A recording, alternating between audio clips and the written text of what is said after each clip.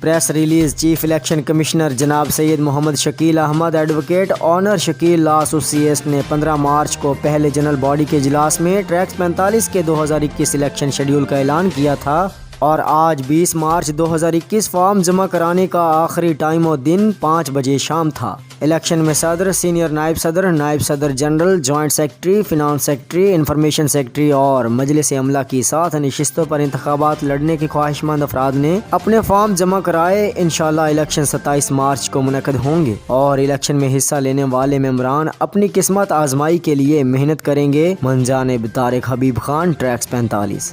وطن یا کفن، آزادی یا موت کا نعرہ بلند کرنے والی امام انقلاب مجاہد اسلام حضرت پیر سید صبغت اللہ شاہ اول شہید سہریہ بادشاہ رحمت اللہ علیہ کی شہادت پر خراج عقیدت پیش کرتے ہیں۔ من جانب فقیر غلام قادر لاشاری، سابقہ ایجوکیشن آفیسر، فقیر انجینئر شبیر لاشاری، فقیر غلام علی راجڑ، فقیر واحد علی راجڑ۔